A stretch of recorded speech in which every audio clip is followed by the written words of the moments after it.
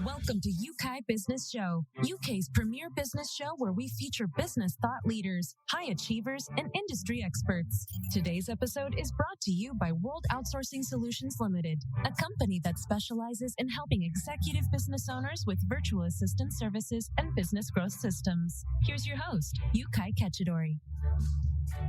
Hey Bill, it's Yeukai here. So glad that you can join me here today because today I've got a very special guest, somebody who's going to help you thrive in our time where everything else seems to be perhaps very difficult for a lot of people. And I'm going to promise you that by the end of our time together here today, you will have a solution about that anxiety feeling perhaps that comes to you every now and again. Because my guest here today, Risa Williams, is a master when it comes to helping people just like you.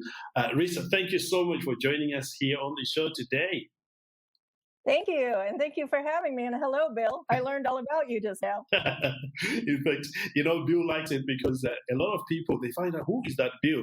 Maybe it's time I give you a bit of a story. So I created Bill out of my imagination a few years ago, and we called him John. And here's what happened. We knew what John wanted, the difficulties he was facing and what he was looking for. And we created a persona, a listening persona. And one day when I was at an event describing John, Bill walked in and said, "Hey, that's me. You've just described me perfectly." So, that's where the term Bill comes from, is because we know who's listening here. So there, Risa, thanks for joining us here today. Sure. Happy to be here. Thank you for having me. Awesome. You know what? I've already forgotten what I was going to introduce you with because I started talking about Bill. Please introduce yourself for our listener here. Hello, I'm Risa Williams. I'm a licensed therapist and coach in Los Angeles. I'm also a university professor, and I have a book coming out called The Ultimate Anxiety Toolkit, 25 Tools to Worry Less, Relax More, and Boost Your Self-Esteem. And it's coming out in June 21st. Yes, and I can't wait for that book because it is at the right time as well. One of the things I love about you, it has just come back to me, is you specialize in helping people with time management tools. You are a wellness writer and you are a professor. How do you manage to do all these things? Well, I use my own tools when I remember to. Yes. And I've just learned over the years that I like to be busy. I like to work on projects that excite me. And I'm a really curious person. So I love to learn about people as a therapist. I love to write about people as a writer. And I love to teach people as well. And I think my curiosity kind of carries over into all those different fields pretty nicely. Yes, yes. I love that. One of the things, we considered when we were looking at having you was the level of rapport you have with your listeners, with people that follow you. You've got some great testimonials. Would you share with my audience here today some of your testimonies that people have experienced as a result of working with you? Okay. Well, I think generally I help people with actionable strategies to bring down their anxiety and stress. So I work with a lot of people who have pretty high anxiety in different areas, whether it's social anxiety, performance anxiety, or just generalized anxiety. And I also work with adults who need help managing their busy schedules. So I provide time management techniques to them. I guess one that I like about my book is Mike Sonskin, who's a great writer and book author, said, "Risa Williams is the ultimate battery recharger. She provides a step-by-step roadmap to transmute anxiety into accomplishment and fear into action." So, those are very, very nice things he said. I hope I do some of that, which is I try to empower the people I work with to change their thinking to more positive patterns and to take their fear and find ways to transmute it into action, like Mike said. Yes, yes. One of the things that I hear Bill ask me, when I have guests on my show is, what is their story? How did they end up doing what they're doing? So I want to ask you the same question, Risa, here. Why focusing on this area of anxiety or helping others? Is this something that you have experienced? Did you have formal education in it, or is it a passion? Yes. So I've had all sorts of different anxiety myself throughout my life. I've had performance anxiety. I used to be a professional ballet dancer. I studied with New York City Ballet. school and Pennsylvania Ballet and all over the place. And I used to get such intense performance anxiety. Like I'd go on stage and I'd be great because the adrenaline would be pumping and I'd be having a lot of fun. And then afterwards, I'd have crippling anxiety attacks where it was just so much to process. And maybe you've experienced this too when you do public speaking or you're out there, and people are looking at you, that kind of crushing anxiety wave that comes after sometimes doing a big performance or a speech or a meeting. And then as a professor, I had different flavors of anxiety. Everyone was staring at me in class. Why won't the projector turn on? Why can't I make this work? Those types of anxious thoughts. Later, as I became a mom, I had parental anxiety that comes with raising kids and having babies and toddlers and feeling responsible for them. So I can relate to a lot of people who have had anxiety. What happened to me was I eventually went back to school to study clinical psychology to get my master's. And I latched right onto cognitive behavioral theory, which teaches us that the thoughts we think cause the emotions we feel. And I thought, this is really interesting because if I can change these anxious thoughts I'm having a lot of the time, can I change the emotions I'm feeling as a result?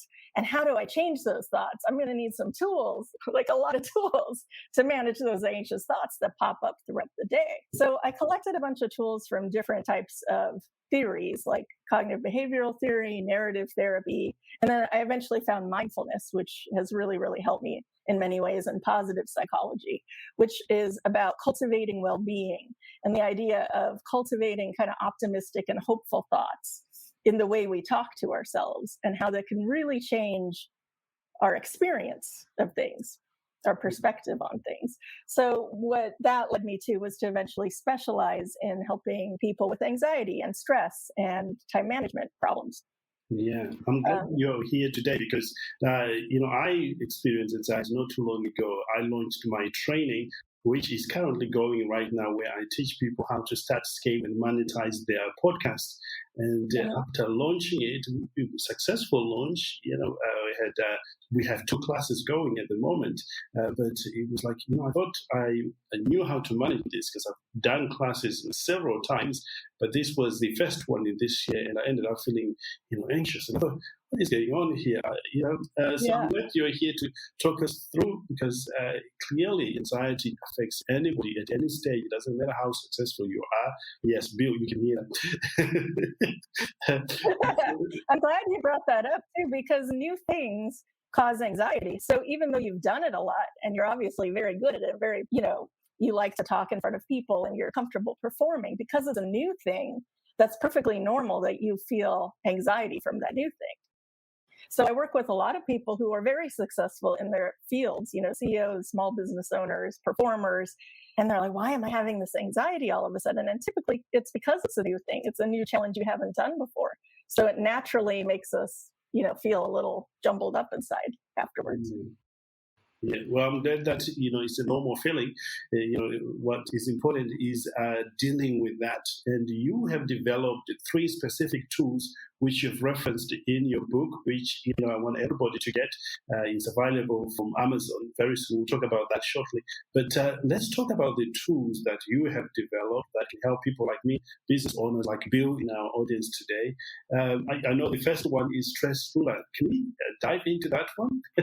Yeah, I'd love to. So the stress ruler, what I want you to do is imagine like a horizontal ruler, like the kind you had in school, except this one only goes from 1 to 10. And on the 10 side, it would be the highest level of stress or anxiety that you're feeling. So that would be like you're freaking out and you really feel it in your body. Sometimes people, that's a full-blown panic attack. And other times for people, it's just that they can't stop thinking anxious thoughts. On the other end of the ruler would be a 1. And that would be when you're most calm, when you're mellow, relaxed, like you have no anxiety at all. Yeah. Most of us go up and down on the ruler throughout the day, right? So it's not like, oh, I'm always at a 1, I'm perfectly calm. We're going up and down constantly. In the middle is like a 5, and I'd say that's where most people are normally, but it kind of depends on you. The stress ruler is specific to you and your body.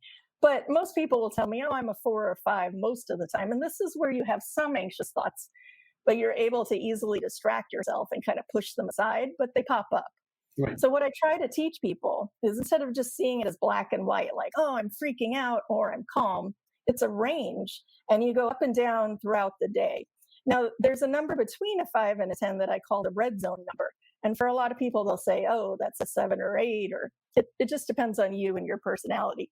So that number is good to identify, because when you cross over it, it becomes harder and harder to calm yourself down. So this is like the warning zone, right? Like your anxiety is getting pretty high or your stress is getting pretty high. And if you take steps before you get to the red zone, you can bring your body and brain down a notch from hitting the 10, right? So we want to kind of identify, what do the different notches feel like in your brain and body as you go up the scale, which a lot of people have trouble at first even feeling out. What's the difference between an 8 or a 9 or a 4 and a 5? What does that look like? So that can take some investigating and kind of like navigating in your own body. What does that feel like? What do I look like? How do I start acting? When I get to level 8, what does it look like on the outside? Do I lose my sense of humor? Do I forget to eat lunch? A lot of people have that problem who are busy, right? They'll just race through their day and they won't eat any food. That sounds like me. I miss my lunch and then get told off at the end of the day. Oh, yeah, sorry. Oh, no. So, yeah. So maybe when you're at an 8, you forget to eat, or you're just busy, not taking a break, not getting up from the computer, not taking a walk. So my goal is to get people to identify, what are those different notches and what do I look like at an 8? So then the next step would be, when you get to an 8, how do you bring yourself down a notch? Right. So one way to do that is deep breathing. You take a couple really deep breaths in and out. You stop your body for a second. You kind of check in with yourself. And you say breathing in, breathing out, and you let it go. And if you do little things to bring your stress down one notch at a time, it's easier that way than just thinking, oh, I have to turn it off and I have to fully relax, or I'm not going to let myself relax till, work is over. I like to think of things in small steps, and small steps really do add up when it comes to de-stressing yourself. Yeah, amazing. Absolutely amazing. Thank you for that. And you do have another tool, which perhaps will be my favorite, because when I was looking at that, I thought, let's go to the task one. Okay, this one's called the Task Extractor. And this is one of my time management tools that I teach a lot of busy people who are juggling multiple responsibilities. So maybe those of you listening out there can relate. What we tend to do when we're making our to-do list for the day is overdo it. Like, we pile so much stuff on there. And I'll often ask somebody, what's on your to-do list this week? And they'll tell me so many things. It'll be like dozens of pages long. And that's just going to set your anxiety off right there. Like, having a to-do list that is that long makes you feel stressed out. It makes you feel like, how am I ever going to do this? And then you want to procrastinate, then you want to push it off, right? Yeah.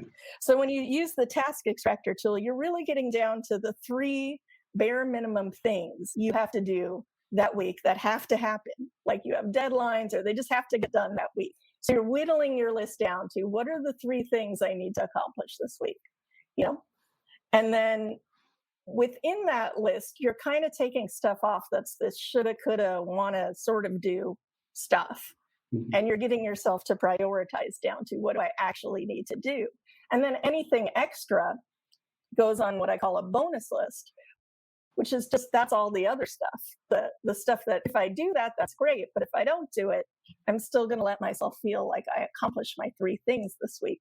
Yeah. So you can do it for the week, or you can do a daily task list where it's like, what are the top 3 things that need to happen today? And then the second part of the tool is, how do we let ourselves connect with the feeling of success when we finish those things? Which is a common problem for really high achievers, and I'm sure you can relate, because there's almost a tendency to keep going and saying, well, I have more to do. I'll just push through. I'll just keep getting it done. Yeah. And we never really take a break to say, what did I do? I feel so proud of myself. I feel such relief. I feel like I actually did what I set out to do. And I think that's the piece a lot of people are missing who are chronically busy people. Yes. I'll tell you a story. A while ago, probably just over a year ago now, I was having a conversation with my business coach, and who instructed me to have an alarm clock that goes off at 25 to 3, literally every single day, and without fail. So when that alarm clock goes off, I have to think about, what have I achieved today? What is going so well today? And what can I celebrate from what I've done already? ever since taking that approach, I can honestly say my take on business, because it's mostly business we're talking about here, has been like, I'm actually moving in the right direction. Prior to that, I was one of the high achievers, and I want to keep on going. And I achieved something, rather than celebrate, I said, what else can I achieve, without taking to acknowledge, wow, we have done it, we've reached that goal. And everybody works so well. So what you're talking about there, it absolutely works. And with the tool that my coach insisted on in the beginning, I thought, no, I'm not going to do that. Yeah, I know. Nobody wants to do it in the beginning. They're like, I don't want to take the time to think about all the stuff I did. Yeah. But if you do it every day, it adds up. It makes you feel better. It makes you feel like I am moving forward. Like even on slow days, I'm still moving stuff forward. It's amazing how we forget all the stuff we do every single day, and we don't give ourselves enough credit. That's right. That's right. In the end, I thought, what, I'm paying this guy, to help me. And if he tells me that I don't do it, then I'm, why bother with him? So, so I now take that instruction, from our coaching sessions and apply it, and it truly changes everything. So I'm glad you're sharing that with Bill today, how to do that as well, which is incredible. For those who want to start, do you have any like tips that can get them started faster? Unlike me, it will take some time to get started. To get started writing the tasks down or just planning out. I think one thing people can do at the end of the day is, like you said, I love that you have an alarm set for, around 3 or 4 o'clock. Sometimes I have people, before they go to bed, write down a list of the 3 things they accomplished that they're proud of, just on a simple pad of paper. Just writing it out is very relaxing for your brain. It's a good nighttime ritual to get in, and it's a great way to de-stress. It's also good for your brain to track the things you're actually proud of and to connect with those positive feelings as a way to train your brain to remember them more. As humans, we have a tendency to overly focus on the negative, and our brains will retain something negative that happened at the end of the day. It's called a neural negativity bias. And I think we've all experienced that, right? Like somebody makes a weird comment and we think about it, and that's all we're thinking about all day long. But you could have heard 10 comments that were great and really supportive, and your brain will erase them. Right. Yeah. And so when we get into anxious thinking, it's like we get in that loop where we're overly focused on the negative. So a simple way to start easing out of that pattern is at nighttime, just write down 3 things you feel really good about doing. And they don't have to be big things. Oftentimes people think they have to be these big milestone goals, but I want to encourage people to focus on the small wins. Maybe today all you did was meditate, or you remembered to get up from your desk and go for a walk to bring your stress down. That's okay to write down on your list of things that you feel proud of. They don't always have to be winning an award or, starting a business or getting married or all these big, huge things that we wait to feel happy about. We can feel happy and positive feelings in smaller doses throughout the day, just by remembering what we did each day and journaling about it.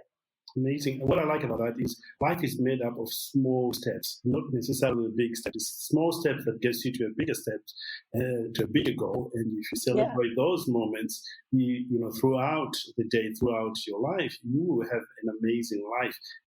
And I love that you're stressing that as well. Let's talk about the third amazing tool you have developed over the years.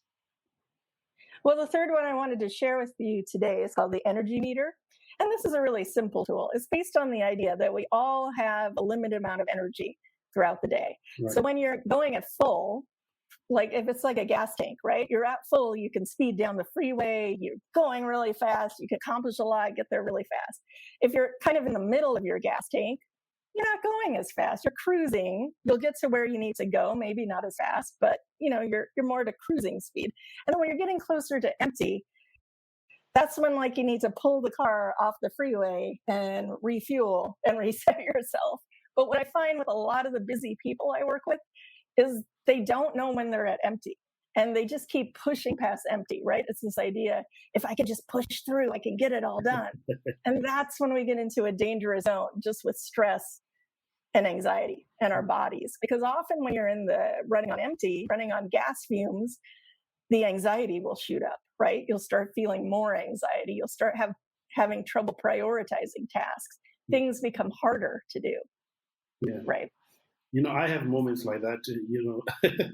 When you're talking, I'm thinking guilt is charged. I'm working on it for sure, but thanks to you and my business coach, who helps me reflect on how my week is going, how my month has been, and we all know that your emotional state decides your joy and your moments of happiness really throughout your life. So the more joyful you have in your emotions, the better life you're having. Much. So I'm glad you're pointing this out to my dear friends in the audience, Bill. You're not alone on that one. Awesome. So, is there anything else around this subject that you feel very passionate about that, audience should, must know about this whole subject? I think one thing I like to stress in all the work I do with people is the way you talk to yourself matters. And we tend to use a lot of negative words towards ourselves because we think it's going to motivate us. And I want to encourage you to, I know it's hard sometimes people say, well, I don't like saying positive affirmations because it's really hard for me to tell myself, I'm amazing, I'm doing great, and all this stuff. You don't have to go so far with the positive affirmations. You just have to lighten up on the negative self-talk. So there's a middle zone, right? Where you're not beating yourself up, where you're not criticizing yourself all the time, where you're saying kind of more soothing, gentle words to yourself that doesn't necessarily have to be what people think of as super positive. It can just be more neutralizing. For example, if you're struggling with something, you can say, it's okay, I'm figuring it out. I'll figure it out. I'll take it one step at a time. I'll do a little bit, and then I'll figure out the next step. That's a gentle way to kind of talk to yourself. Whereas people typically will say something like, oh, this isn't working. Oh, I'm terrible at this. I'm such a failure. This isn't going right. And you can kind of see the difference in how that sounds. The words you say to yourself cause the emotions you feel. And sometimes we think we can be nice to other people and be encouraging to other people, but then we beat ourselves up. And that's not really fair. We're not really treating ourselves like we treat another person or our own kid or a pet, right? We would talk in a way gentler way. And I think that's the core of the work I do with people is the words you're saying all the time to yourself are affecting you. You don't get a pass. Your brain is listening to what you're saying. And that's true of the tasks we have to do too. Do you say, I hate this. I don't want to go to work. I hate this job. I hate this task. I hate this. Or are you saying, I'll figure it out and getting better at it. I'll find another way to do it that's more fun for me. All those things are so important. And it's work. You have to kind of monitor it and change it, but you have to know the end goal is you're going to feel so much better about yourself and about what you have to do during the day. And when you feel better, you accomplish more. You'll be effective and you connect with people better. Exactly. And it makes everything go smoother and easier. You kind of generate those feelings you want to feel more. So I guess the one takeaway would be just practice the feelings you want to feel more instead of practicing the feelings you don't want to feel. Like, how can I feel happy about this little thing I did today? Like just exactly like you were saying, with small wins throughout the day add up. Life is full of these small little moments, a collection of small moments. And the happier we can feel, or not even happy, just the calmer and more relaxed and more connected we can feel with those small moments, the more rewards we're giving ourselves throughout the day.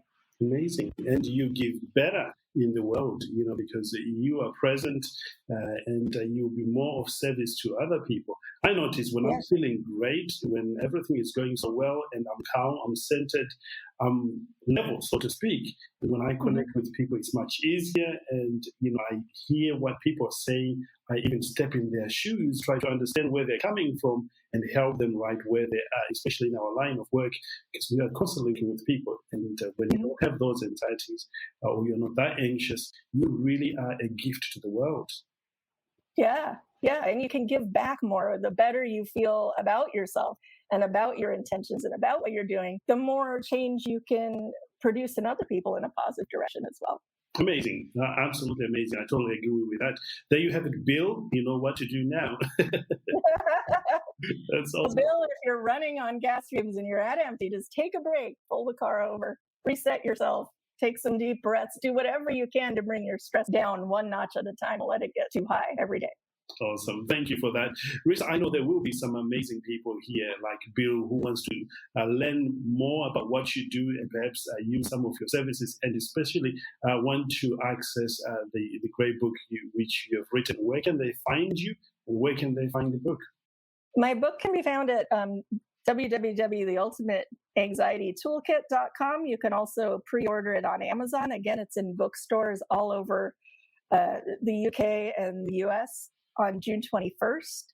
It comes out through Jessica Kingsley Publishers. You can also connect with me on Instagram at Risa Williams Therapy. I post a lot of stress reduction tools there almost every week, and little mini meditations and tools people can use quickly. Amazing. So thank you for that. What's next for Risa? I know there's another one coming up in 2022. Yeah, so I just sold my second book, which is called The Ultimate Time Management Toolkit, and it's designed for chronically busy people. That's the term I use, for people who are just having they're struggling to manage multiple responsibilities, multiple careers, jobs, that kind of thing. So it's all my time management tools to make your daily schedule flow easier. Yeah. So I hope you'll check it out. That comes out next year. I'm working on it right now. I also host goal setting workshops. If you want to work on setting small goals, you can check those out at risawilliams.com. I host them, once or twice a year.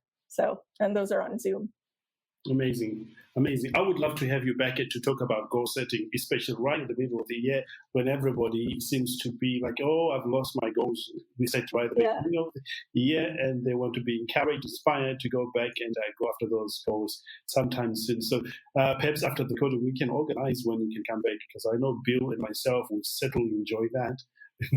I would love to come back. You're so much fun to talk to. Really, really, really would love to come back. Thank you so much. You're welcome. There you have it, ladies and gentlemen. And Bill, you now know the 3 tools that you can apply right now in your life to help you with anxiety should it ever come to you. If it doesn't come to you, you probably know somebody who is struggling with anxiety right now. Just share with them this audio recording, or just give them the examples of what Risa has shared with us, or just send them to Risa's website, which will be at the bottom of this recording, so that they too can get some assistance. I want to finish with this. Take just one of those things, perhaps, just one. Tony Robbins put it this way: never leave a place of discovery without making a plan of how you're going to implement that.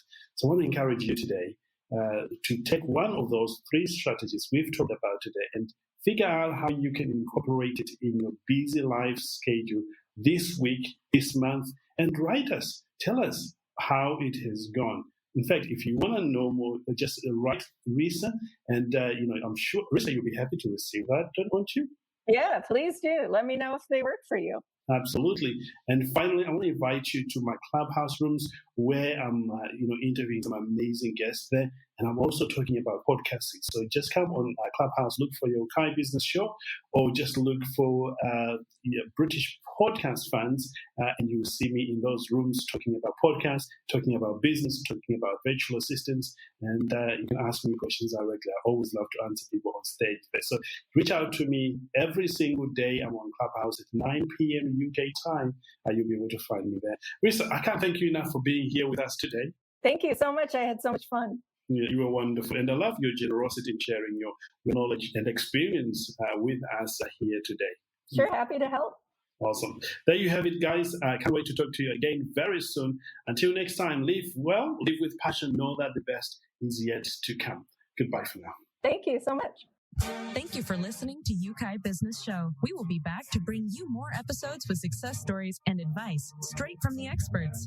Want more? Check out www.yeukai.businessshow.com. Get your free trial of our virtual assistant service today. Just visit www.worldoutsourcingsolutions.com. Quote WOS18, or send us an email at support@worldoutsourcingsolutions.com.